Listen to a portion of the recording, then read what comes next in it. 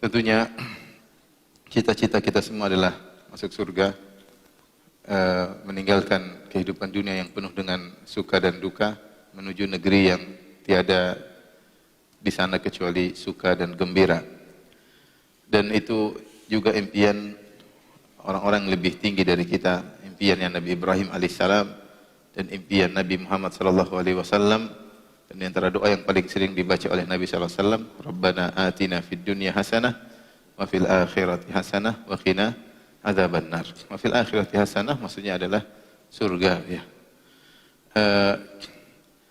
Dan sebagaimana kita ketahui bahwasanya surga tidaklah bisa dimasuki kecuali dengan rahmat Allah Subhanahu wa taala. Sebagaimana dinukil oleh Ibnu Qayyim rahimahullahu taala, beliau berkata, menukil perkataan sebagian salaf, dukhulul jannati bi rahmatillah.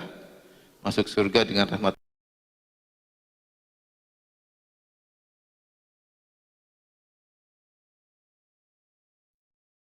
Allah Subhanahu wa taala. Waqtisamul manazil wad darajat bil a'mal. Adapun tingkatan-tingkatan maka itu ditentukan dengan amal soleh, ya. Dengan amal soleh. Maka semakin tinggi amal seseorang akan semakin tinggi derajatnya di surga. Semakin banyak amal soleh yang dia lakukan, maka semakin tinggi pula derajatnya di surga. Dan sebagaimana kita ketahui di surga derajatnya bertingkat-tingkat, ya. Kata Allah Subhanahu wa taala, "Wa likullin darajatun mimma amilu." Masing-masing mendapatkan derajatnya berdasarkan amalan-amalan yang mereka lakukan. Dan ketika Allah Subhanahu wa taala berfirman tentang derajat di dunia, kata Allah Subhanahu wa taala, "Kullan numiddu haula'i wa haula'i min ata'i rabbik wa ma kana ata'u rabbika mahdzura. Unzur kaifa faddalna ba'dahum 'ala ba'd walal akhiratu akbaru darajatin wa akbaru tafdhila." Kata Allah, lihatlah, setiap orang kami kasihkan rezeki dari kami. Si kafir, si mukmin kami kasih rezeki, ya. Wa ma kana ata'u rabbika mahdzura, dan rezeki atau pemberian dari Rabbmu tidak terhalangi. Kemudian kata Allah, unzur kaifa faddalna ba'dahum 'ala ba'd. Lihatlah bagaimana kami membedakan derajat satu dari yang lainnya. Di dunia kita melihat orang-orang secara ekonomi berderajat-derajat, ya. Kalau kita klasifikasikan, mungkin ada orang terkaya, kita nomor 2 orang yang sangat kaya, nomor 3 orang yang kaya banget, nomor 4 orang yang kaya, nomor 5 hampir kaya, nomor 6 baru kaya, nomor 7 sok kaya, nomor 8 dan seterusnya. Kita mau klasifikasikan ekonomi sampai yang miskin-miskin, yang sampai di bawah yang sangat rendah. Klasifikasi kita mungkin 20 klasifikasi atau 30 lah. Kata Allah, walal akhiratu akbaru darajatin wa akbaru tafdhila. Di akhirat lebih lagi derajatnya, lebih lagi klasifikasinya, karena Allah mengklasifikasikan dengan detail. Karena dia adalah maha adil dan maha khabir. Khabir itu mengetahui dengan detail, ya. Allah menghitung amal soleh dengan detail, ya. Faman ya'mal mithqala dzarratin khairan yarah. Siapa yang melakukan amal soleh meskipun seringan dzarrah, dia akan melihat hasilnya. Oleh karenanya ketika Nabi SAW menyebutkan tentang tingkatan surga bagi mujahidin, Rasulullah sebutkan ada 100 tingkatan. Inna fil jannati mi'ata darajatin a'addaha Allahu lil mujahidin. Ma baina darajataini kama baina as-sama'i wal ard. Kata Nabi SAW, sungguhnya di surga ada 100 tingkatan yang Allah siapkan bagi orang-orang berjihad di jalan Allah Subhanahu wa taala. Antara tingkatan satu tingkatan yang lain seperti antara langit dan bumi. Bayangkan satu amal soleh, jihad fisabilillah, Allah klasifikasikan sampai 100 tingkatan. Berarti mungkin ada yang jihad sangat ikhlas, korban jiwa dan raga semuanya. Tingkatan kedua, tingkatan 4, semuanya surga. Sampai 100 klasifikasi. Kita saja disuruh bikin klasifikasi 100 kita bingung. Tapi menunjukkan Allah Subhanahu wa taala detail ketika menempatkan seseorang di surga di mana lokasinya. Dan itu semua tergantung amal soleh yang dia lakukan. Ibnu Hajar rahimahullah ketika mengomentari hadis ini dalam Fathul Bari, beliau berkata, demikian juga amalan soleh yang lain. Demikian juga amalan soleh yang lain tidak sama antara orang yang berbakti kepada orang tua antara satu dengan yang lainnya. Amal berbakti pada orang tua berbeda satu dengan yang lainnya. Ada yang jor-joran berbakti sama orang tua, ada yang biasa-biasa, ada yang perhitungan. Tentunya semuanya berbakti tapi tidak sama tingkatannya. Karena Allah adalah maha adil. Demikian juga dalam salat, demikian juga dalam dakwah, demikian juga dalam puasa. Bahwasanya setiap amal itu punya tingkatan-tingkatan yang Allah lebih tahu tentang tingkatan-tingkatan tersebut. Intinya Allah maha adil dan Allah menempatkan seorang berdasarkan tingkatannya di surga. Dan kalau seorang berada di tingkat surga yang lebih tinggi, otomatis bidadarinya lebih spesial, iya atau tidak? Tidak mungkin bidadarinya sama. Sama atau beda? Sama atau beda? Sok tahu aja. Yang jelas bidadari tidak sama. Bukankah Rasulullah SAW pernah bersabda, "Man kadzama ghaidhan wa huwa yaqdiru ala an yunaffidahu da'ahu Allahu yaumal qiyamati ala ru'usil khalaiq hatta yukhayyirahu min ayil huri sya'a." Siapa yang meredam amarahnya padahal dia mampu untuk melampiaskannya, maka Allah akan panggil dia pada hari kiamat kelak. Allah suruh dia pilih bidadari mana yang dia sukai. Berarti bidadari bermacam-macam enggak? Bermacam-macam, tidak sama. Oleh karenanya orang yang tingkatan surga lebih tinggi, maka seharusnya semua nikmat lebih hebat daripada yang di bawahnya. Makanya sebagian ulama berpendapat, apakah ada tazawur, saling ziarah antara penghuni surga?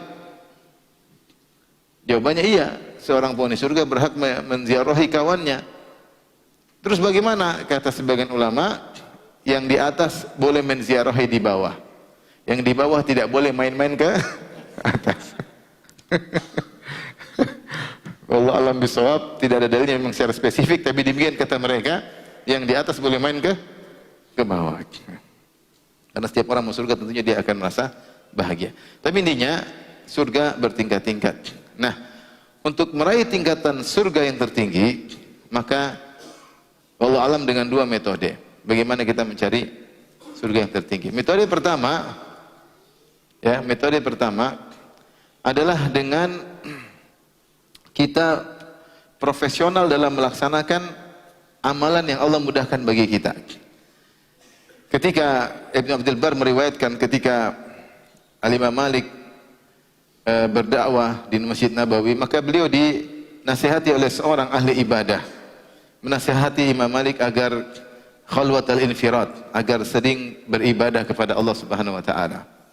Ya, maka Al-Imam Malik membalas orang tersebut dengan suratnya dengan penuh kelembutan. Dia berkata, sungguhnya amal soleh itu kal arzak. Amal soleh seperti kal arzak. Rizki. Artinya ada orang diberi rizki sebagai tukang, ada orang diberi rizki sebagai insinyur, ada seorang diberi rizki sebagai pekebun, ada seorang diberi rizki sebagai dokter, ada sebagai berbagai macam rizki. Nah, amal soleh juga demikian.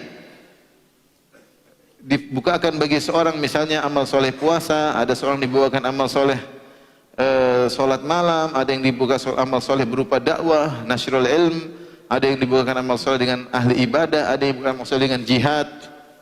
Maka kemudian Imam Malik berkata, intinya dia mengatakan, walladzi futiha alayya laisa duna ma fatahallahu alaik. Apa yang Allah bukakan bagiku tidak lebih buruk daripada apa yang Allah bukakan bagimu. Wa nasyrul ilm min afdhalil a'mal, dan menyebarkan amal, menyebarkan ilmu termasuk amal yang mulia. Wa arju an yakuna kullan minna yarda bima qasamallahu lahu. Dan aku berharap masing-masing kita ridha dengan apa yang Allah bukakan baginya.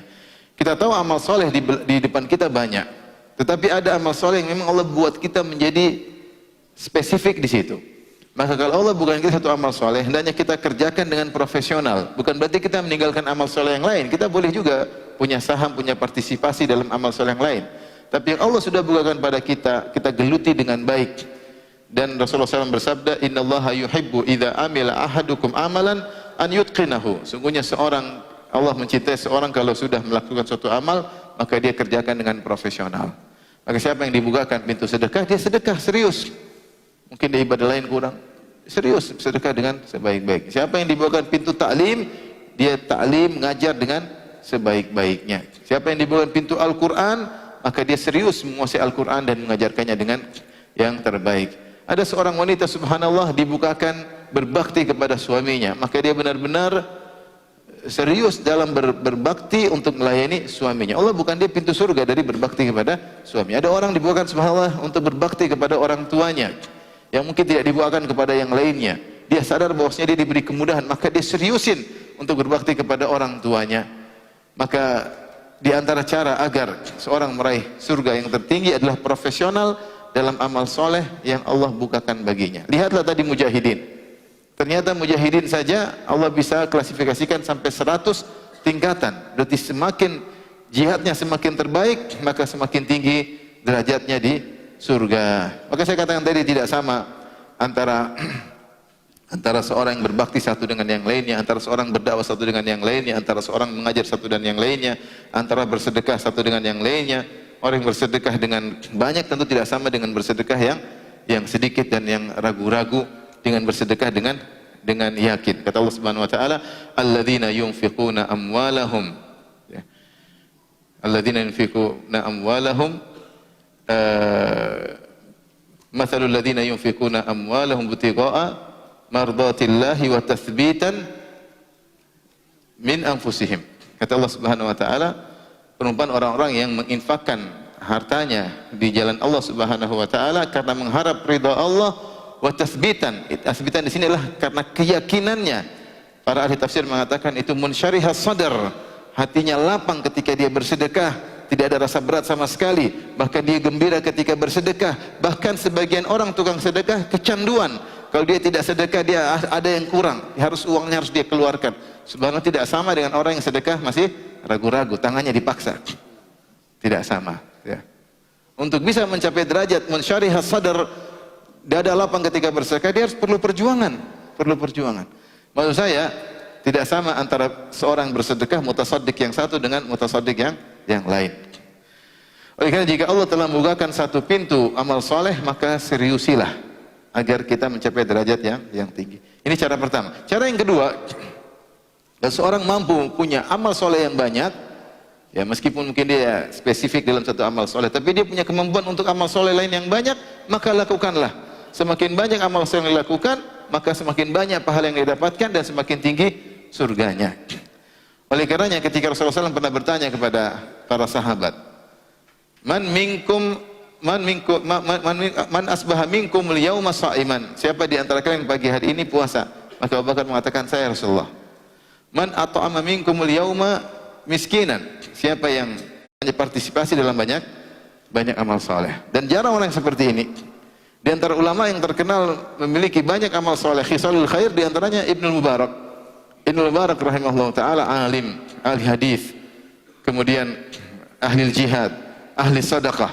Terkumpul pada dia banyak amal saleh. Coba saya tanya sama antum, siapa yang pagi ini puasa? Masya Allah. Siapa yang pagi ini kasih makan orang miskin? Siapa yang pagi ini menjenguk orang sakit? Siapa yang pagi ini ngantar mayat ke kuburan? Saya Rasul, saya Ustaz. Pagi ini kasih makan orang miskin, ya istri saya miskin Ustaz. Menjenguk orang sakit, ya anak saya sakit Ustaz. Ngantar jenazah, ya mertua saya meninggal Ustaz. Subhanallah, Abu Bakar radhiyallahu anhu terkumpul pada amal soleh. Maka seorang kalau punya partisipasi dalam banyak amal soleh, selain dia fokus pada satu amal soleh, dia juga punya kemampuan, maka silakan dia lakukan. Ya, dia berusaha melakukan banyak amal soleh. Intinya, dengan dua cara ini maka seorang bisa mencapai surga yang tertinggi. Nah, pada kesempatan kali ini kita akan menyebutkan amal-amal soleh. Saya akan sebutkan secara singkat yang merupakan sifat-sifat ahli surga. Itu gara-gara amal-amal soleh tersebut mereka masuk surga. Tentu amal soleh tersebut banyak dalam Al-Quran sampai puluhan. Siapa yang bisa melakukan sebanyak-banyaknya maka semakin baik bagi dia. Kalau tidak maka dilakukan yang Allah memudahkan baginya. Di antaranya misalnya kita buka misalnya surat Al-Insan, ya, surat Al-Insan. Surat Al-Insan ayat 5 dan seterusnya. Ayat 5 dan seterusnya. Itu ciri-ciri penghuni surga. Karena di akhir ayat tentang mereka kata Allah, wa jazahum bima sabaru jannatan wa harira. Maka Allah membalas kebaikan mereka karena kesabaran mereka surga dan kain sutra.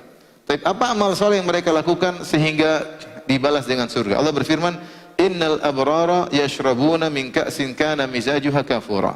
Orang-orang baik mereka minum dari yaitu khamar yang dicampur dengan kafur. Itu ka'as itu isinya khamar lezat, kafur dari sisi wanginya luar biasa.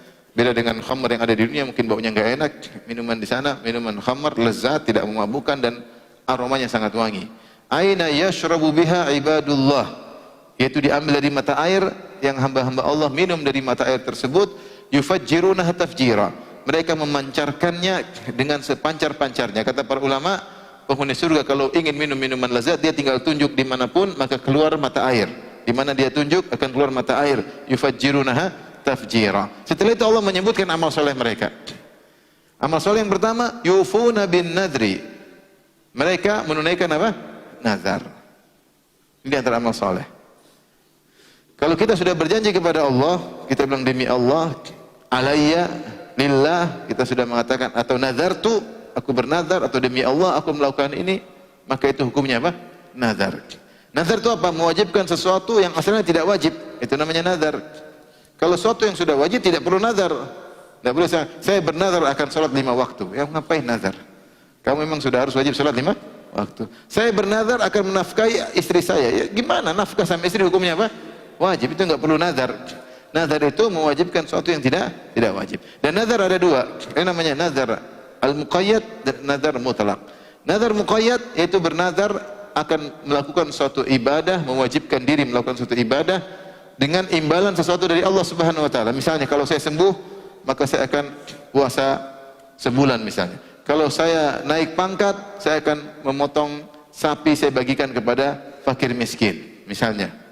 Ya, kalau saya berhasil umrah, maka saya akan begini. Kalau saya begini, maka saya begini. Ini namanya nazar al-muqayyad. Dia hanya baru beramal saleh jika diberi nikmat dari Allah Subhanahu wa taala. Nazar seperti ini, melakukan nazar seperti ini hukumnya makruh.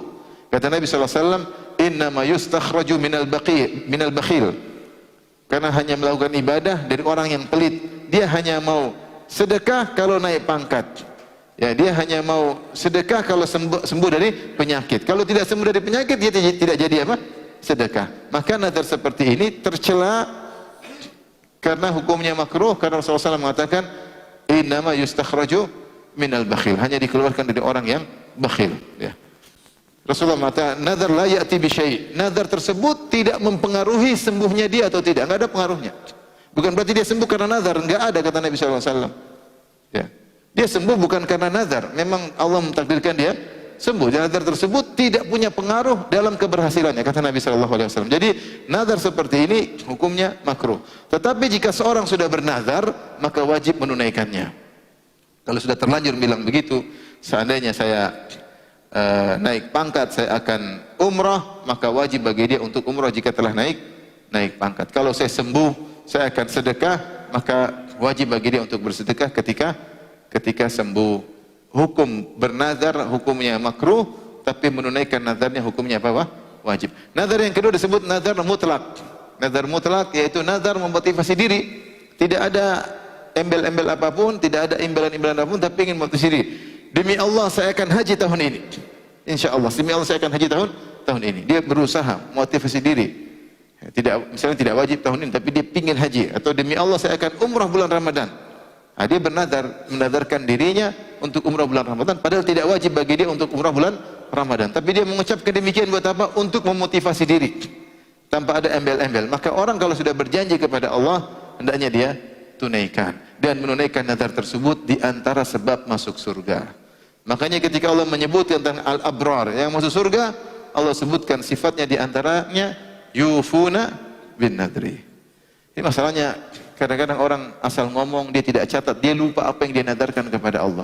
Ya akhi, kalau kita janji sama pejabat, janji sama orang besar, kita ingat-ingat, apalagi janji kepada siapa? Allah Subhanahu wa taala. Maka seorang kalau janji sama Allah, dia catat. Dia catat, saya punya janji sama Allah. Itulah namanya nazar. Kalau dia menunaikan, Allah Maha tahu. Kalau dia menunaikan, maka dia telah beramal soleh. Ini amal soleh yang pertama. Yang kedua, Yaitu firman Allah Subhanahu wa taala, "Wa yakhafuna yauman kana syarruhu mustatira." Itu mereka takut suatu hari yang azabnya merata di mana-mana. Takut dengan dahsyatnya hari kiamat adalah ibadah, ibadah yang agung. Takut kepada Allah ibadah, takut kepada hari kiamat ibadah. Makanya Allah Subhanahu wa taala menyebutkan ada di antara orang yang masuk surga gara-gara takut kepada Allah Subhanahu wa taala. Kata Allah Subhanahu wa taala dalam surat At-Tur, ya. Fa aqbala ba'dhum 'ala ba'dhin yatasaalun, maka penghuni surga saling berhadapan-hadapan, mereka saling bertanya-tanya. Qalu inna kunna qablu fi ahlina musyfiqin famanna Allahu 'alaina wa waqana 'adzabas samum. Kami dahulu di dunia, di tengah-tengah keluarga kami musyfikin, kami takut kepada Allah, takut dengan azab Allah, takut dengan dahsyatnya hari kiamat. Famanna Allahu 'alaina, gara-gara takut seperti itu di tengah keluarga, maka Allah Subhanahu wa taala selamatkanlah kami dari azab neraka Jahannam. Bayangkan seorang mukmin di tengah keluarga lagi bercanda sama keluarganya, lagi sama anak-anaknya, dia masih ada rasa takut, maka dia tidak sembarang memberi kepada istrinya. Ada sebagian orang terlalu sayang sama istrinya sehingga dia memberikan sesuatu yang haram bagi istrinya. Terlalu sayang sama anaknya, maka dia tidak berpikir tentang hari kiamat, dia berikan apa saja kepada anaknya. Ini orang enggak. Mungkin dia berada, tapi dia tahu apa yang harus dia berikan kepada istrinya, apa yang dia harus diberikan kepada anaknya, karena dia ingat hari kiamat. Di tengah-tengah kesenangannya, dia masih ingat hari kiamat. Jadi rasa takut tersebut hadir selalu bersamanya.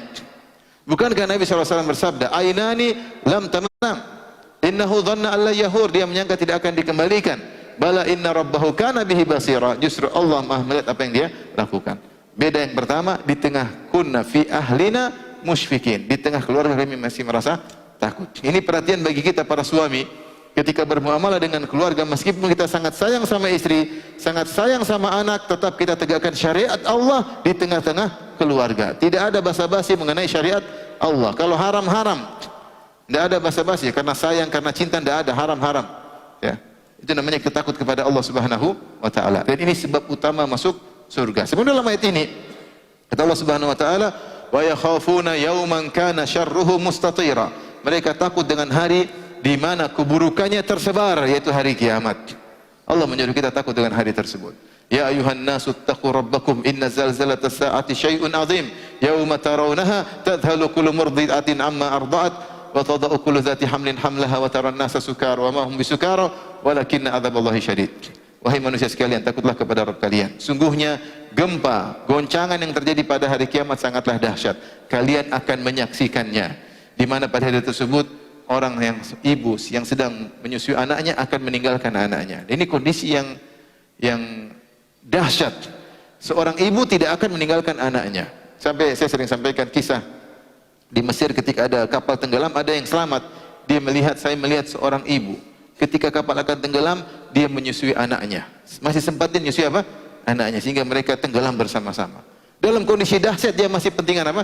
Anaknya. Tapi ketika hari kiamat, dia tidak akan peduli. Tadhalu kullu murdi'atin amma arda'at. Wanita yang sedang menyusui dia akan lepaskan anaknya. Wa tada'u kullu dhatin hamlin hamlaha. Dan wanita yang mengandung akan keguguran. Wa taran nasa sukara. Kau melihat orang berjalan dengan sempoyangan, seakan-akan orang mabuk. Wa ma hum bisukara. Namun mereka tidak mabuk, walakinna adzaballahi syadid, akan tapi azab Allah sangat dahsyat. Orang takut, ya akhi, kita duduk, antum coba, misalnya kita bangun sepertiga malam terakhir, kita renungkan, ya Allah, saya kalau mati sekarang, ketemu dengan alam baru, alam barzah, gelap, saya sendirian, tanpa istri, tanpa anak-anak, tanpa kawan-kawan, amal yang saya lakukan, saya sangka soleh, ternyata penuh dengan riya, penuh dengan ujub, subhanallah, mengerikan. Belum kalau kita dibangkitkan, kita hidup dunia ini sebentar, tiba-tiba kita masuk pada alam yang lebih nyata daripada alam nyata sekarang. Ya. Makanya disebut dengan keyakinan. Kematian disebut apa? Keyakinan. Karena kita masuk dalam alam yang yakin, benar-benar nyata, yang sebelumnya kita hanya mendengar-mendengar saja. Oleh karenanya,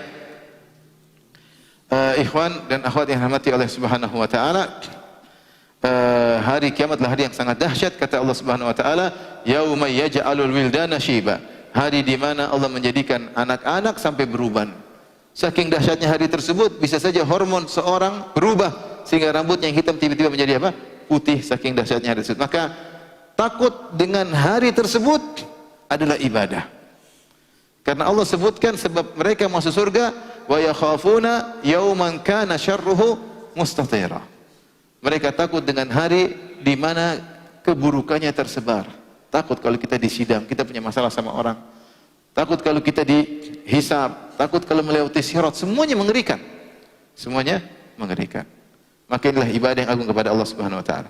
Baik, amal yang ketiga kata Allah Subhanahu wa taala, wa yut'imuna at-ta'ama 'ala hubbihi miskinan wa yatiman wa asira. Innama nut'imukum liwajhillah la nuridu minkum jazaa'an wala syukura. Mereka memberikan makanan yang mereka suka makanan tersebut. Kepada siapa? Kepada fakir miskin, kepada anak yatim dan kepada tawanan. Innama nut'imukum liwajhillah. Mereka berkata, kami memberi makan kepada kalian karena mencari wajah Allah. La nuridu minkum jazaa'an wala syukura. Kami tidak butuh terima kasih dari kalian, balas budi dari kalian, dan kami tidak butuh kata terima kasih dari kalian. Ini orang-orang ini, penghuni surga ini, mengumpulkan dua amal soleh. Yang pertama adalah it'am, memberi makan, tapi makanan yang mereka sukai. Yang mereka sukai. Ya. Dan ini diantara amal soleh, ketika kita mensedekahkan yang kita sukai. Bukan yang bekas-bekas, tapi yang memang kita sukai, kita berikan kepada orang tersebut. Makanya Allah mengatakan, wa yut'imuna at-ta'ama 'ala hubbihi. Kalau kita artikan bahasa Indonesia, mereka memberikan makanan padahal mereka suka dengan makanan tersebut. Padahal mereka suka dengan makanan tersebut. Bukan makanan sisa kita kasih orang, tapi kita suka dan kita kasih orang. Kita beli memang buat kita dan kita beli juga buat untuk kita sedekahkan. Ya. Maka sedekah bertingkat-tingkat. Ada yang sedekah dengan barang-barang yang dia mungkin bekas atau mungkin supaya bersih rumahnya. Dan ada yang bersedekah dengan barang yang dia sukai, dia kasih kepada orang lain. Ya. Ya. Ala hubbihi dzawil qurba, dalam ayat yang lain. Seorang membantu kerabatnya dengan membantu yang dia sukai kepada karib kerabatnya. Ini memberikan makanan yang dia sukai kepada fakir miskin, anak yatim dan tawanan. Sampai disebutkan sebagian sahabat mengamalkan ayat ini ketika dalam tawanan perang Badar, ada sebagian sahabat yang dia membawa korma dan bawa roti. Padahal roti lebih disukai daripada korma. Roti sudah diolah tinggal dimakan. Korma makanan biasa. Ternyata dia memberikan kepada tawanan roti, bukan korma. Tawanannya kafir. Ternyata dikasih roti. Mengamalkan ayat ini, memberikan makanan yang dia sukai. Yang menakjubkan mereka, yang kedua, mereka ikhlas ketika bersedekah. La nuridu minkum jazaa'an wala syukura. Kami tidak membutuhkan dari kalian balas budi dan terima kasih. Ada hal yang penting yang harus kita perhatikan. Tujuan kita bersedekah, memberi makan, adalah untuk mensucikan diri kita. Ya. Allah berfirman tentang Abu Bakar As-Siddiq radhiyallahu taala anhu, ya. Yatazakka, ya. Kata apa namanya? Gimana ayatnya? Wa sayujannabuhal atqa alladhi yu'ti malahu yatazakka. Dan neraka itu akan dijauhkan dari seorang yang bertakwa. Siapa orang bertakwa tersebut? Ini ulama sepakat Abu Bakar. Alladhi yu'ti malahu, yang memberikan hartanya untuk apa? Yatazakka, untuk mensucikan dirinya. Ingat, di antara tujuan bersedekah adalah mensucikan diri. Allah mengatakan, khudz min amwalihim shadaqatan tutahhiruhum wa tuzakkihim biha. Ambillah sedekah dari mereka, yang sedekah tersebut mensucikan mereka, membersihkan mereka. Jadi di antara fungsi sedekah adalah menjadikan nufus tazku, jiwa menjadi suci. Maka tidak boleh seorang bersedekah malah jadi sombong dan angkuh, merasa mentang-mentang. Makanya dilarang al-man wal adha. Ya ayyuhalladzina amanu la tubtilu shadaqatikum bil manni wal adha. Wahai orang yang beriman, janganlah kalian membatalkan sedekah kalian dengan al-man. Al-man itu merasa punya jasa sama orang tersebut.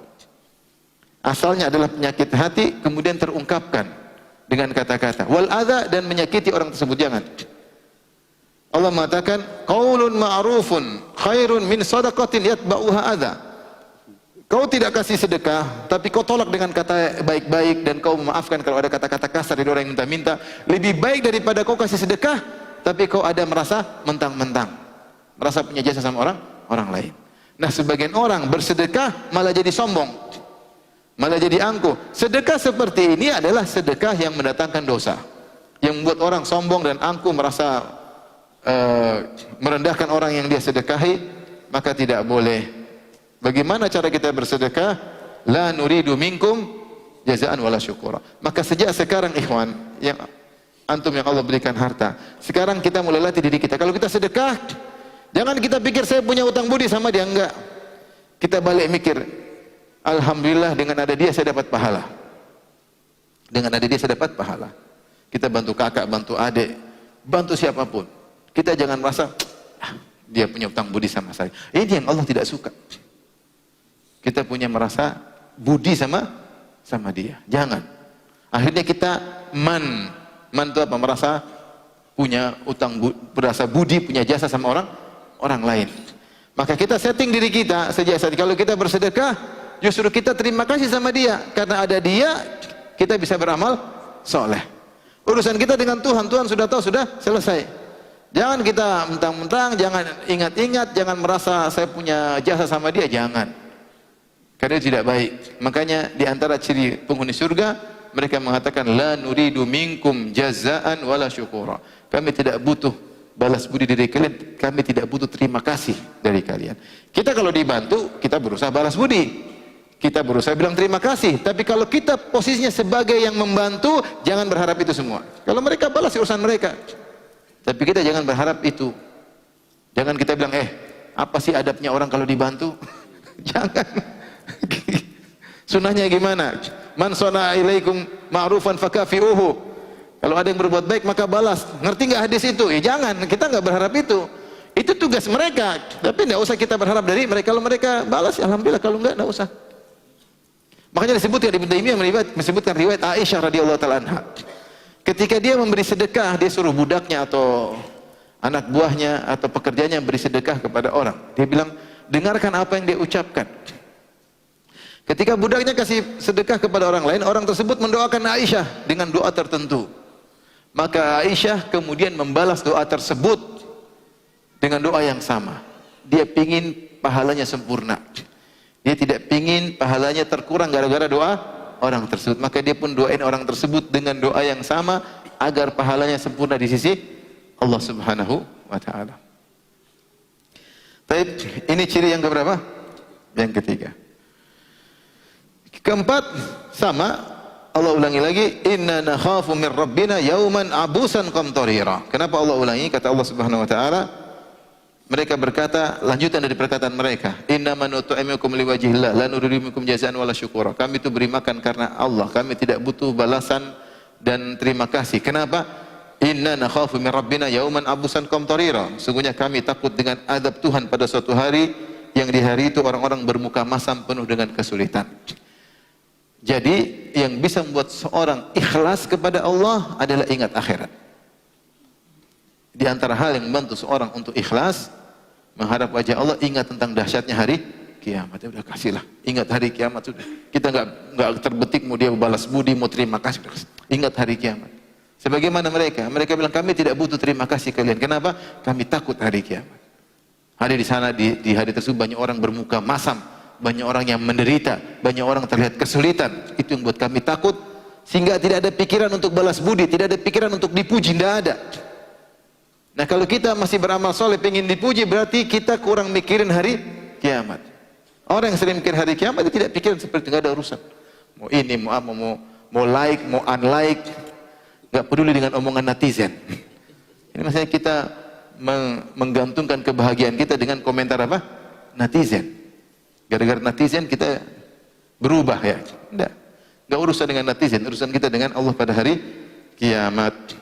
Akibatnya kata Allah, fawaqahumullahu syarrah dzalikal yaum wa laqahum nadratan wa surura. Maka Tuhan yaitu Allah menjaga mereka dari kesusahan hari tersebut. Al jazaa' min jinsil amal, balasan sesuai dengan perbuatan. Siapa yang takut dengan hari tersebut, maka akan selamatkan dia dari apa yang dia takutkan. Siapa yang merasa aman, maka dia tidak aman pada hari tersebut. Dan Allah sambut dia dengan kegembiraan hati ya. Wa jazahum bima sabaru jannatan wa harira. Dan Allah balas mereka karena kesabaran mereka surga dan kain sutra bagi lelaki. Ikhwan, ini dalil bahwasanya amal soleh yang dilakukan semua ini butuh kesabaran. Antum menunaikan nazar butuh sabar. Catat nazar antum apa, antum tunaikan nazar tersebut. Antum ikhlas kepada Allah juga butuh apa? Kesabaran. Ketika bersedekah tidak berharap balas budi dari mereka juga butuh apa? Kesabaran. Terlebih lagi butuh kesabaran ketika orang yang kita bantu ternyata membalas dengan air tuba. Ini tambah jengkel lagi. Sabar. Antum bantu adik antum, ternyata adik antum maki-maki antum. Kurang ajar ini. Antum sabar, saya tidak berharap balas budi dari dia. Antum bantu kawan antum, ternyata dia malah gibah antum. Jengkel atau tidak? Kamu yang bisa bikin mulut kamu ngomong siapa? Dulu kalau saya tidak tolong kamu rumah sakit, sekarang kamu nggak bisa ngomong. Sekarang kamu malah gibahin saya. Jangan. Itu hilang semua pahala kita. Hilang semua pahala kita. La tubtilu shadaqatikum bil manni wal adha. Maka kita butuh sabar untuk tidak alman, untuk tidak adha, untuk ikhlas butuh apa? Sabar. Kita berdakwah dimaki-maki orang butuh sabar. Netizen semua dislike butuh sabar. Semua isi caci makian kalau itu al-haq butuh kesabaran. Ikhlas butuh sabar. Tidak berharap balas budi butuh apa? Sabar. Makanya Allah mengatakan wajazahum bima sabar. Allah balas mereka atas kesabaran mereka. Surga dan kain sutra bagi lelaki. Baik. Berapa sifat tadi? Berapa? Khilaf. Baik. Kita lanjutkan. Di antara sifat-sifat adalah di surat tentang ibadur rahman, di surat Al-Furqan, di akhir surat Al-Furqan. Ini juga ciri-ciri penghuni surga yang luar biasa. Mulai dari surat Al-Furqan, ayat yang ke-63, ayat 63. Allah sebutkan sifat-sifat ibadur rahman. Ibadur rahman yaitu hamba-hamba ar-Rahman. Yang pada ayat 75 Allah mengatakan ulaika yujzaunal ghurfata bima sabaru. Mereka itulah orang-orang yang mendapatkan ganjaran ghurfah. Ghurfah itu surga yang tinggi karena kesabaran mereka. Jadi mereka ini adalah hamba-hamba spesial sehingga Allah mengidhafahkan mereka kepada Ar-Rahman, ibadur Rahman. Hamba-hamba Ar-Rahman, penghuni surga. Siapa mereka? Tidak disebutkan nama-nama mereka. Sehingga ini kesempatan terbuka bagi siapa saja. Di zaman manapun, dari generasi manapun yang memiliki sifat-sifat ini, maka masuk dalam ibadur Rahman. Seandainya Allah menyebutkan mereka adalah Abu Bakar, Umar, Utsman, Ali, mungkin itu kan mereka. Sudah kita tertutup pintu. Tapi Allah tidak menyebutkan ashkhas. Allah tidak sebutkan orang-orang, yang Allah menyebutkan apa? Sifat-sifatnya. Agar siapapun yang mendengar ayat-ayat ini bisa masuk dalam golongan ibadur Rahman. Tapi apa sifat-sifat mereka? Kata Allah Subhanahu wa taala, wa ibadur rahman, hamba-hamba Rahman. Berarti ini sifat penghuni surga yang berapa? Yang kelima ya. Alladzina yamshuna 'alal ardi hauna. Yang berjalan di atas bumi dengan tawadhu. Subhanallah, dengan tawadhu. Ini menunjukkan di antara sebab orang mau surga adalah hati yang tawadhu, tidak meremehkan orang lain. Yang ketawaduan tersebut terekspresikan dalam cara dia berjalan. Karena kesombongan itu bisa nampak dari gestur tubuh kata orang. Dari cara berbicara. Makanya kata Allah Subhanahu wa taala, "Wala tusair khaddaka linnas." Jangan kau palingkan wajahmu ketika ngomong sama orang, tidak menghargai orang lain. Malingkan wajah. Tusair itu malingkan wajah. Wala tamshi fil ardi maraha. Jangan kau berjalan di atas muka bumi dengan apa? Sombong. Allah berkata, innaka lan takhriqal arda wa lan tablughal jibala tula. Kau tidak akan bisa menembus bumi dan kau tidak akan bisa menyamai tinggi gunung. Artinya kau itu bukan siapa-siapa. Kalau raksasa jalan kan ada bunyi, dung, dung, dalam film karton, dung, dung. Tapi kalau ente kurus, bumi nggak ada goyang sama sekali. Goyang-goyang pun ente yang goyang, bukan goyang-goyang, bumi nggak ada goyang. Jangankan membuat bumi lubang, goyang pun tidak ada. Kalau kamu injak bumi kemudian goyang masuk, itu mungkin boleh sombong. Kata Allah, lan takhriqal arda. Kau tidak akan menembus apa? Bumi. Langkah kakimu di bumi tidak menggoyang bumi sedikit pun. Terus apa yang mau kau sombongkan? Walan tablaghal jibala tula, dan kau tidak akan menyamai tinggi gunung. Kalau tinggimu seperti gunung bolehlah ya, kelihatan dari luar angkasa. Ada itu di Banjarmasin, setinggi gunung, seperti tembok Berlin kelihatan dari luar apa? Angkasa. Ini tidak kelihatan sama sekali kalau sudah di luar apa? Angkasa. Sudah pendek, kurus, hitam, angkuh, aduh. Makanya biasanya kalau orang sombong dia angkat kepala supaya kelihatan tinggi, padahal dia pendek. Oleh karenanya kita harus sadar diri. Kamu itu di atas muka bumi cuma 1,5 meter kurang lebih kali 0,5 meter. Yang seperti kamu banyak, yang lebih besar daripada kamu banyak. Kalau kamu mati pun tidak ada masalah. Bahkan kamu mati pun mungkin menyelesaikan masalah. Terus apa yang mau kau sombongkan? Apa yang mau kau sombongkan? Maka di antara ciri ibadur rahman yang paling utama yang pertama Allah sebutkan, alladzina yamshuna 'alal ardi hauna. Tawadhu. Ada seorang ketika ketemu dengan seorang alim dia berkata, "Hal ta'rifuni? Tahukah engkau siapa aku?" Maka orang alim ini berkata, "Saya tahu. Engkau adalah orang yang berasal dari air yang hina yang keluar dari 2 kemaluan." Kamu dulu air mani kan? Hina. Orang lihat air mani aja apa? Hina. Jijik. Ya, dibersihkan kalau kena baju. Keluar dari kemaluan bapakmu.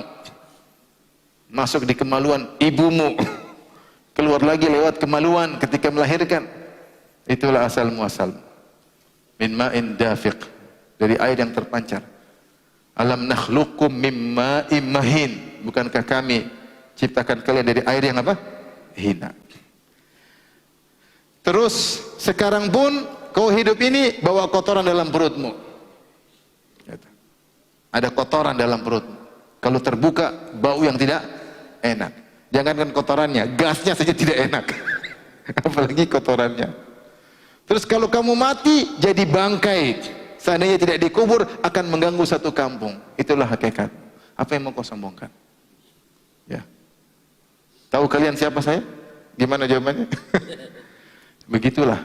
Kita ini kadang-kadang baru punya kelebihan sedikit sudah sombong.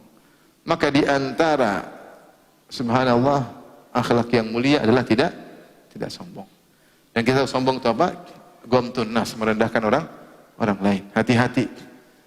Hati-hati. Maka seorang jangan sampai merendahkan orang lain. Dia tahu orang di depan dia belum tentu lebih buruk daripada dia. Belum tentu dia lebih tinggi di sisi Allah daripada orang di depan dia. Meskipun zahirnya mungkin kita lebih soleh, tapi belum tentu.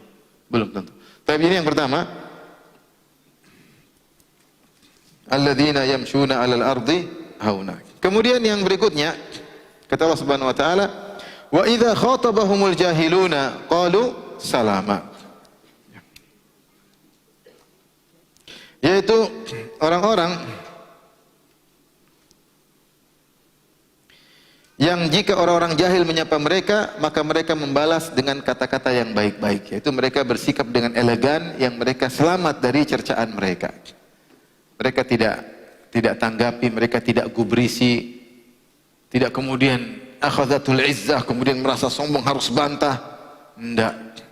Orang jahil banyak sekali di alam semesta ini.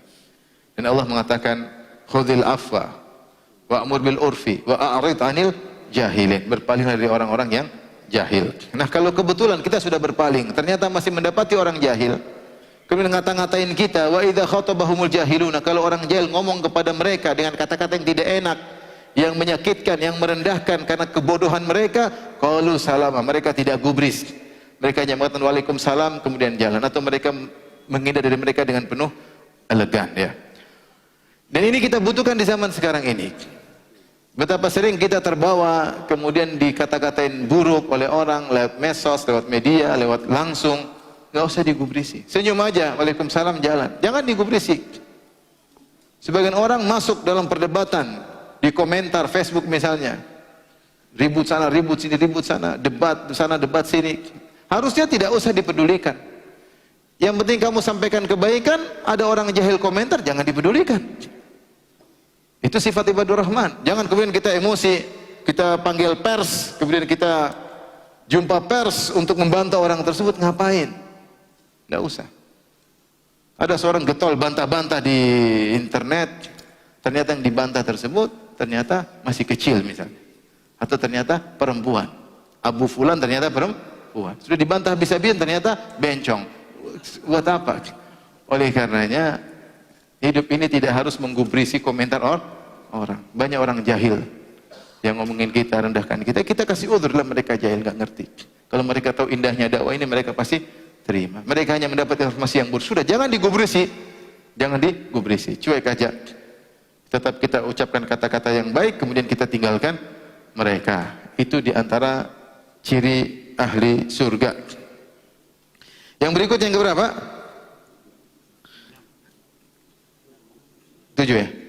Kata Allah Subhanahu wa taala, "Walladzina yabituna li rabbihim sujada wa qiyama." Yaitu orang-orang yang di malam hari mereka salat malam, sujud dan berdiri.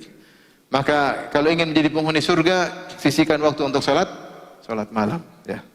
Salat malam. Disitulah kelezatan ibadah kepada Allah Subhanahu wa taala. Seorang melawan rasa kantuknya, kemudian dia bersimpuh di hadapan Allah, berdoa, mencurhatkan isi hatinya kepada Allah. Ya, betapa banyak masalah selesai dengan curhat di sepertiga malam yang terakhir. Kita bilang, ya Allah, saya serahkan urusanku kepadamu. Siapa saya, Allah? Penuh dengan kelemahan, penuh dengan kekurangan. Engkau yang tahu yang gaib, engkau tahu yang tahu masa depan saya.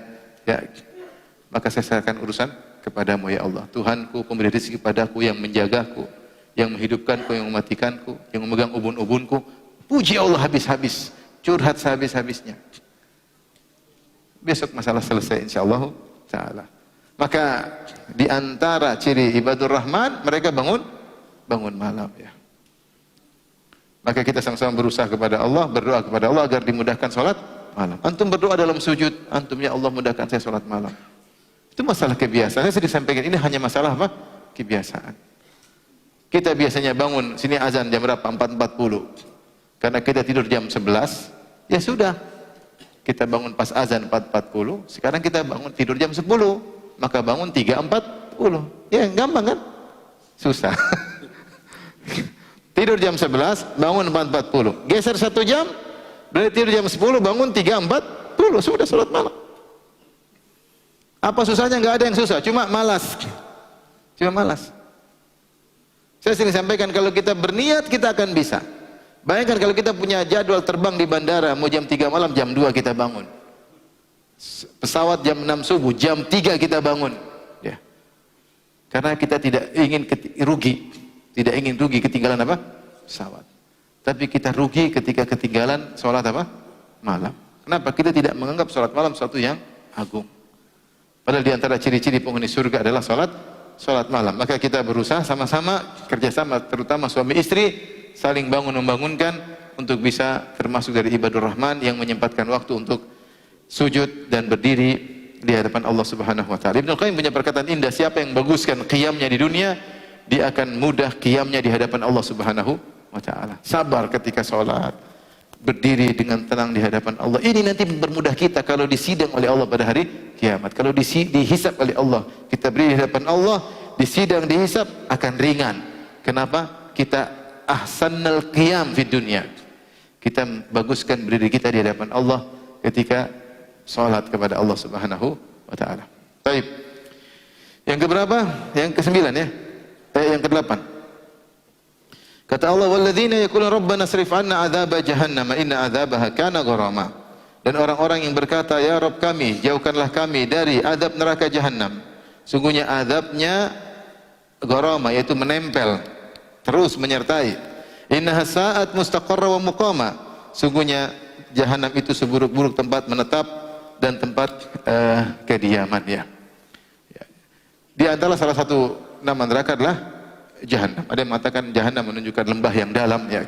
Intinya seorang yang penghuni surga takut dengan neraka, sehingga dia berdoa dan dia mengatakan inna adzabaha kana gharama. Sungguhnya azab neraka jahanam itu kalau sudah kena menempel, dia tidak pernah libur, tidak pernah istirahat, selalu menempel. kullama nadijat juluduhum baddalnahum juludan ghairaha. Setiap hangus baik lagi, dibakar lagi. Tidak pernah berhenti 5 menit, enggak pernah 1 menit, enggak pernah. Goroma, selalu nempel, ditongkrongi neraka tersebut. Ini mengerikan. Mengerikan. Ada seorang kawan, saya diceritakan oleh kawan cerita tentang kawannya. Jadi dia punya teman-teman, kawan itu punya teman-teman, sering safar ke luar negeri. Dan dia khawatir teman-temannya sering keluar negeri tersebut mungkin berzina. Maka dia ngobrol sama teman-temannya tersebut. Ya akhi, kata ikhwan, hati-hati. Jangan sampai di antara kita ada yang terjebak dengan zina gara-gara nikmat sesaat. Kemudian dia masuk neraka gara-gara zina tersebut, ternyata disiksa 1 miliar tahun. Bisa jadi atau tidak? Bisa. Gara-gara kenikmatan sesaat dia disiksa 1 miliar tahun. Bisa jadi. Karena neraka tidak ada penghujungnya. Gara-gara kenikmatan cuma sekejap, kemudian siksa dengan siksaan yang panjang. Karena azab neraka goroma, kalau sudah menempel, tidak ada liburnya, nempel terus. Kemudian sifat-sifat berikutnya yang ke-9 yaitu walladzina idza anfaqu lam yusrifu wa lam yaqturu wa kana baina dzalika qawama. Yaitu orang-orang yang jika berinfak, membelanjakan harta mereka, lam yusrifu, tidak berlebih-lebihan, walam yaqturu, juga tidak kurang, wa kana baina dzalika qawama, tetapi di tengah-tengah di antara keduanya. Ada beberapa pendapat di kalangan para ulama, tapi intinya ketika seorang membelanjakan hartanya, dia tidak berlebih-lebihan, juga tidak pelit, karena israf dilarang, lebih daripada kebutuhan, berfoya-foya berlebihan, ya, maka tidak baik. Dan juga pelit sehingga tidak sesuai dengan kebutuhan pun tidak baik. Maka seorang di tengah-tengah.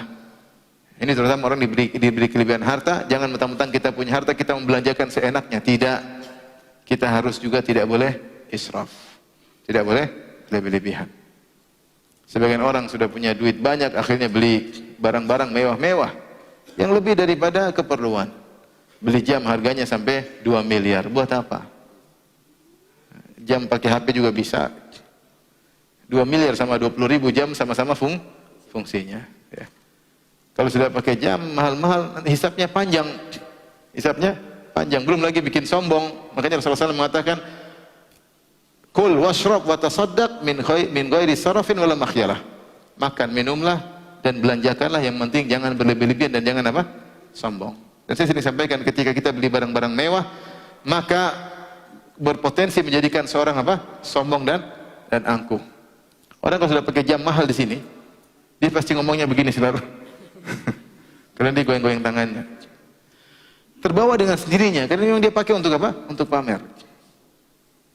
Dan merubah hatinya. Ibu-ibu kalau sudah beli tas mahal juga demikian. Tas mahal pakai terus, diperlihatkan terus. Ya, bukan di balik jilbab, tapi di luar apa? Jilbab, lihatin terus. Ya. Terbawa tanpa dia sadari, dia ingin pamer, saya punya barang mahal, sehingga dia terjebak dengan style kehidupan yang dia menyangka derajatnya naik jika dia memiliki harta-harta yang mahal. Ketika dia punya barang yang murah, dia merasa dirinya rendah, sehingga dia selalu terjebak dengan gaya hidup. Belum kalau dihisap oleh Allah Subhanahu Wa Taala, urusannya panjang. Saya pernah hajian sama kawan baik, terus saya nasihati, karena dia kawan baik, saya nasihati, saya bilang, ya akhi, itu barang terlalu mahal, jam terlalu mahal. Gimana kalau dihisap nanti? Maksudnya nasihati dia. Dia bilang, Ustaz, saya siap ditanya oleh Allah. Siap. Benar. Kalau Allah tanya, saya bisa jawab. Ya sudah, kalau gitu pakai aja. Dia bilang, saya siap ditanya. Saya bisa menjawab. Ya sudah, saya cuma menasihati aja. Kalau kamu siap, silakan ya. Tugas saya menasihati. Kamu sudah siap jawab, ya sudah. Ya. Tapi maksud saya jangan berlebih-lebihan. Jangan. Dan kita terkadang terbawa dengan model kehidupan sedikit demi sedikit, mulai bergaya. Kita ternyata masuk dalam kelompok yang berlebih-lebihan dalam membelanjakan harta. Baik, berikutnya, walladzina la yad'una ma'allahi ilahan akhar wa la yaqtuluna nafsa allati haramallahu illa bil haqq wa la yaznun. Itu orang-orang yang tidak melakukan dosa besar, tidak syirik, tidak membunuh orang, dan tidak berzina. Di antara ciri-ciri ibadur rahman meninggalkan dosa-dosa besar. Keutamaan meninggalkan dosa besar, kalau kita berusaha payah meninggalkan dosa besar, maka dosa-dosa kecil kita akan diampuni oleh Allah Subhanahu Wa Taala. Kata Allah, in tajtanibu kaba'ira ma tunhauna anhu nukaffir ankum sayyi'atikum wa nudkhilukum mudkhalan karima. Kalau kalian meninggalkan dosa-dosa besar yang kami larang, maka nukafir ankum sayyiatikum, maka dosa-dosa kecil akan kami hapuskan. Dan kami akan masukkan kalian dalam surga. Dosa kecil susah kita hindari. Tapi kalau kita mampu menghindarkan dosa-dosa besar, niscaya dosa kecil akan diampuni. Allah mengatakan, alladzina yajtanibuna al-fawahi alladzina yajtanibuna kaba'irul itsmi wal fawahisha illa lamam. Kata Allah, orang-orang yang meninggalkan dosa-dosa besar dan perbuatan keji illa lamam. Apa itu lamam? Lamam itu dosa kecil yang tidak bisa hindari. Dosa kecil tidak mungkin, pandangan yang terlepas, sentuhan tidak sengaja, mulut yang kelepasan, itu tidak bisa kita hindari. Itu untuk kita hindari, apalagi di zaman sekarang, zaman medsos. Siapa yang beraktivitas, berinteraksi dengan medsos, dia pasti terjerumus dalam dosa-dosa kecil, kalau bukan dosa besar. Maka menuntut kita untuk mengenal dosa-dosa besar apa saja. Kenali dosa besar, seperti disebut oleh Az-Zahabi, sampai 70 dosa besar. 1, 2, kenali, jauhi itu semua. Di antaranya syirik, membunuh, berzina, dan yang lainnya. Niscaya dosa-dosa akan diampuni. Taib, setelah itu Allah berfirman, "Wa may yaf'al dzalika yalqa athama." Siapa yang melakukan dosa-dosa ini, dia akan mendapatkan dosanya. Yudha'af lahul adzabu yaumal qiyamah, akan dilipat gandakan azabnya pada hari kiamat, wa yakhlud fihi muhana, dan dia kekal di dalamnya karena dia melakukan syirik. Illa man taba wa amana wa amila amalan salihah, kecuali seorang yang bertobat, beriman dan melakukan amalan soleh, faulaika yubaddilullahu sayyi'atihim hasanat, maka mereka adalah orang-orang yang Allah berubah keburukan mereka menjadi kebaikan. Wa kana Allahu ghafurur rahima, dan sungguhnya Allah Maha Pengampun lagi Maha Penyayang. Wa man taba wa amila sholihan fa innahu yatubu ilallahi mataba. Siapa yang bertobat, beramal soleh, sungguhnya Allah menerima tobatnya dan dia kembali kepada Allah dengan benar-benar tobat. Taib. Ini dalil, bukan syarat masuk surga tidak boleh melakukan dosa besar. Tapi siapa yang melakukan dosa besar kemudian bertobat, dia masih bisa masuk apa? Surga. Dan ini dalil bahwasanya tobat adalah ibadah yang sangat Allah cintai. Ya, karena Allah sebutkan di antara ciri ibadur Rahman adalah orang yang bertobat dari dosa yang dia lakukan. Maka ikhwan, kalau seorang pernah terjerumus dalam dosa besar, bukan berarti dia tidak bisa masuk dalam ibadur Rahman. Bisa, dengan syarat bertobat. Dan jangan ragu-ragu untuk menunda, dia untuk segera bertobat. Jangan tunda-tunda tobat. Karena kalau kita menunda tobat, kita menunda kecintaan Allah kepada kita. Kita ingin segera dicintai oleh Allah. Caranya dengan segera bertobat. Tapi yang berikutnya, yang keberapa? 12. Walladzina la yashhaduna az-zur. Perhatikan. Dan orang-orang yang tidak menghadiri az-zur. Az-zur di sini ada beberapa penafsiran. Ada yang mengatakan zur maksudnya saksi palsu. Dia tidak bersaksi palsu. Karena dengan saksi palsu dia bisa mengambil hak orang lain, atau dia bisa menggugurkan hak orang lain, atau dia bisa beri mudarat kepada orang lain dengan bersaksi palsu, sebagaimana yang terjadi dalam persidangan-persidangan. Sifat dia la yashhaduna az-zur. Ini tafsiran pertama. Tafsiran kedua, la yashhaduna zur, zur maksudnya adalah a'yadul kuffar, tidak menghadiri perayaan-perayaan orang-orang kafir. Kita hidup di negara masing-masing punya hak untuk melaksanakan ibadahnya, dan kita toleransi, biarkan mereka, tapi toleransi tidak harus kita bercampur baur. Maknanya toleransi itu masing-masing menjaga identitasnya, tetapi membiarkan masing-masing menjalankan apa yang diyakini. Ketika identitas digabungkan, itu namanya bukan toleransi lagi. Namanya toleransi itu kamu, saya. Tapi saya biarkan kamu melakukan apa yang kamu lakukan. Maka kalau ingin masuk ibadur Rahman, jangan hadiri hari-hari raya non-muslim. Jangan. Di antara tafsiran para salaf, la yahduna zur, yaitu tidak menghadiri perayaan non-muslim. Hari-hari agama mereka jangan ikuti. Jangan. Mereka lakukan, kita lakukan masing-masing. Tidak perlu saling campur baur di situ. Kemudian di antara tafsiran az-zur adalah majelis maksiat. Majelis maksiat. Semua majelis maksiat dia tidak hadiri. Lagi jalan kemudian ada majelis dangdutan, dia lewat aja. Jangan kemudian duduk kemudian kepala ikut goyang, jangan. Ada orang putar layar tancap film Korea, dia tidak nonton karena film Korea isinya maksiat. Banyak perempuan buka aurat, iya atau tidak? Atau pemain film Korea semua sudah ngaji? Enggak kan? Laki-lakinya tampan-tampan, bahkan muka-muka operasi plastik, ibu-ibu suruh nonton, mendelik nontonnya. Yang akhwat cantik-cantik. Kemudian kita nonton majelis maksiat. Ada orang bikin layar tancap, jangan nonton. Dan ingat, majelis maksiat tersebut ada majelis offline, ada majelis online. Majelis offline, konser-konser, majelis online yang kita lihat banyak di YouTube, hati-hati. Kalau kita nonton film ini, nonton film itu, nonton film ini, kita yashhaduna zur. Bukan termasuk ibadah rahmat. Maka jangan karena ingin menyenangkan diri kita sejenak, kemudian kita melepaskan kenikmatan besar yang Allah janjikan. Surga. Maka seorang melawan hawa nafsunya. Hawa nafsu perlu dilawan. Wa nahan nafsa 'anil hawa, yang menahan ya nafsunya agar tidak mengikuti hawa nafsunya, harus dilawan. Jangan dimanjakan hawa nafsu ini, dimanjakan. Akhirnya pingin diikuti. Akhirnya kita selalu ditawan oleh hawa nafsu. Makanya Ibnu Mas'ud mengatakan al-ghina yumbitun nifaq. Nyanyian itu menimbulkan kemunafikan. Kenapa? Ketika kita suka nyanyi-nyanyi, musik-musikan, maka kita memanjakan jiwa kita. Nafsu kita manjain. Ikuti, akhirnya dia pingin yang lain, kita ngikutin. Jadi orang yang hobi nyanyi, hobi musik-musik akan kebawa kepada yang lain-lainnya. Akhirnya nonton biasa, lihat aurat wanita biasa, yang lebih parah lagi khamar biasa, yang lebih parah lagi narkoba biasa, yang lebih parah lagi zina biasa, karena suka memanjakan apa? Jiwanya dengan nyanyian dan musik-musik. Maka benar perkataan Ibnu Mas'ud radhiyallahu anhu, al-ghina yumbitu an-nifaq. Kenapa? Karena jiwa ini menjadi munafik. Kita tertawan dengan jiwa kita. Oleh karenanya hati-hati kalau kita jangan lihat-lihat majelis-majelis maksiat. La yashhaduna zur. Ingat ayat ini, yang tidak pernah menghadiri majelis-majelis apa? Maksiat. Kemudian yang berikutnya, wa idza marru bil lagwi marru kirama. Bahkan lebih dahsyat daripada itu, dia bukan hanya menghadiri majelis maksiat, dia tidak menghadiri majelis maksiat, bahkan majelis yang tidak ada manfaatnya, yang mungkin tidak ada dosanya, tapi tidak ada manfaatnya, sekedar lagun, dia lewatin.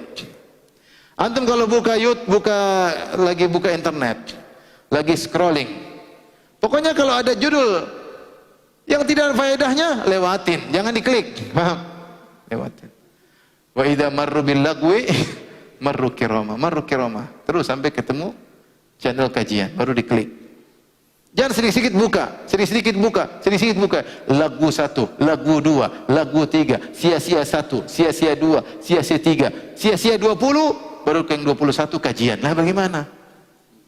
Lagunya sampai 20, di antara lagu-lagu tersebut ada maksiat pasti. Ini perlu perjuangan. Ya, makanya ketika Allah sebutkan di antara ciri-ciri orang beriman, qad aflahal mu'minun alladzina hum fi shalatihim khashi'un walladzina hum 'anil lagwi mu'ridun. Sebagian ulama menafsirkan lagu di situ perkara sia-sia. Dia bukan maksiat, tapi tidak ada faedahnya. Makanya saya bilang orang beriman tuh pasti menghargai umurnya, pasti menghargai waktunya. Kenapa? Karena ciri dia menghindar dari hal yang tidak ada manfaatnya. Nggak ada manfaatnya, ngapain ditontonin? Lihat YouTube, ada orang pamer-pamer harta, nggak usah ditonton, ngapain ditonton?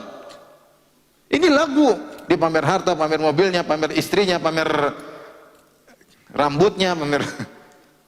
Iya, aneh-aneh, kita nonton, terus bilang, dasar. Kamu kenapa nonton? Nggak usah nonton. Nggak usah nonton. Lewat aja, lewat. Marru kirama, lewat. Lewatin aja dengan mulia, tetap elegan. Tinggalkan itu semua. Akhirnya kita buang-buang waktu, buang-buang umur tanpa kita sengaja, tanpa kita sadari, duduk di depan medsos 1 jam hilang gara-gara melihat apa? Lagu. Tidak ada faedahnya.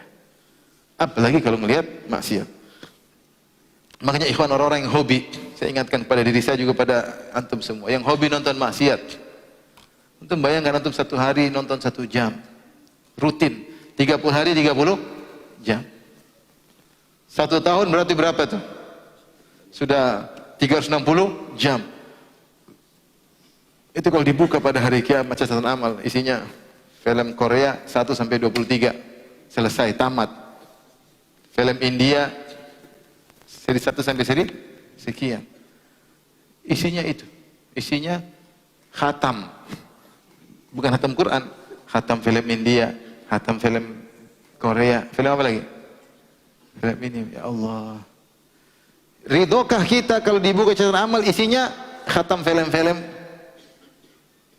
Sehingga kita akhirnya terjebak candu, pingin nonton lagi, tunggu seri berikutnya, nonton lagi, tunggu seri berikutnya, nonton lagi.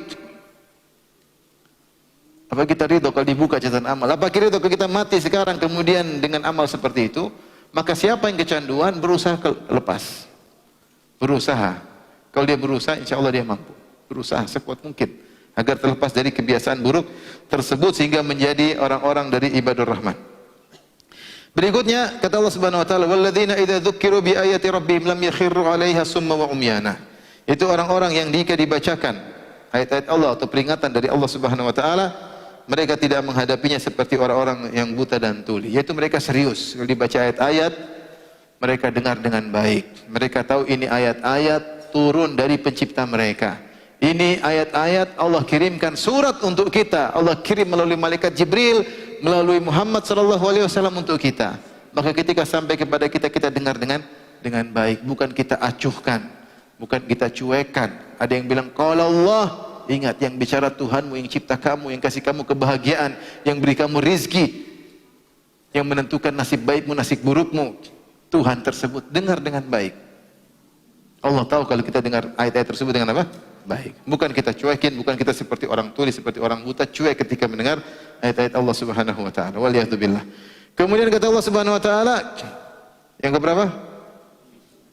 14. Walladzina yaquluna rabbana hab lana min azwajina wa dhurriyyatina qurrata a'yun waj'alna lil muttaqina imama. Dan orang-orang yang berdoa dengan berkata, ya Rabb kami, anugerahkanlah untuk kami istri-istri yang solehah dan anak-anak yang soleh dan soleha, qurrata ayun, yaitu menjadi penyejuk pandangan kami.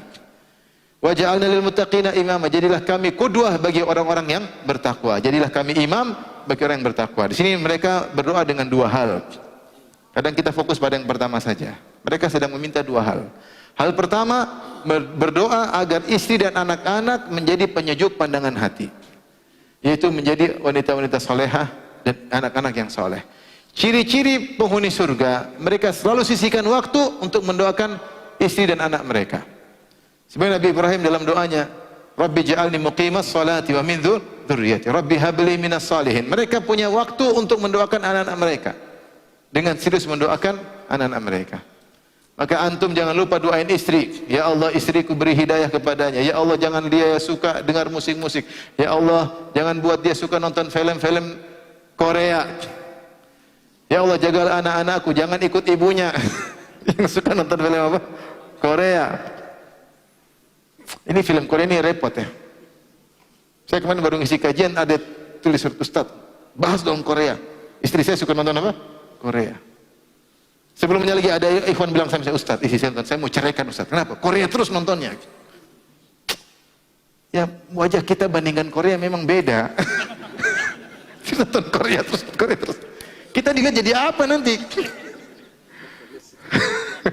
Korea konslet. Ini Korea terus ini, aduh. Maksiat. Nontonnya pasti serius lah, ganteng-ganteng semua.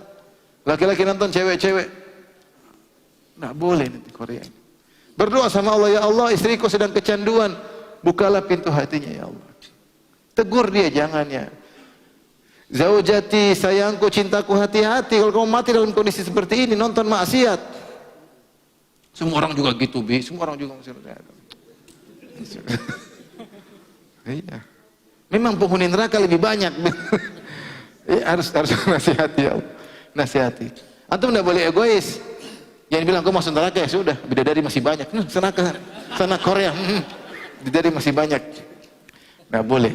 Orang yang soleh perhatian sama istri dan apa? Anaknya. Nangis kita doain anak-anak, doain satu persatu. Anak kita 5, doain satu persatu. Detail-detail ya Allah, anakku si fulan ya Allah. Doa ya Allah si fulan. Istri juga doain satu-satu kalau detail ya Allah itu. Kalau punya, kalau nggak punya ya sudah. Doain satu-satu. Doain. Mereka butuh doa.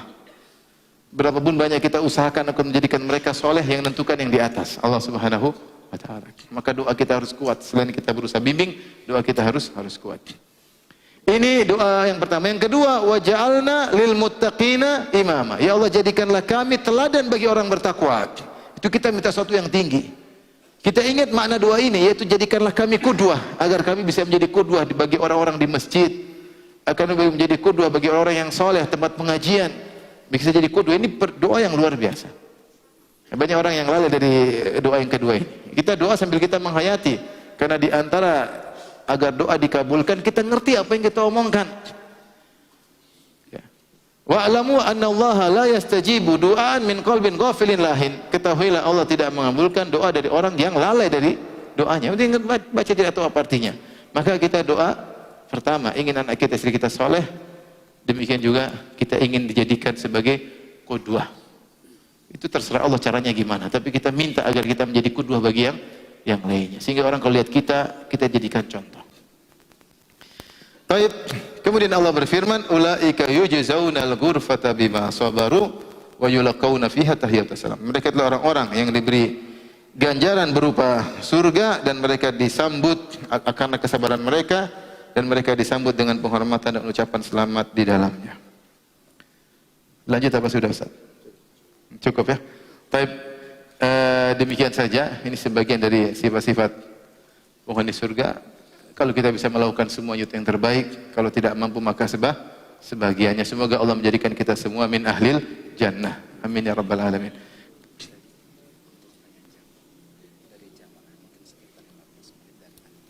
Oke.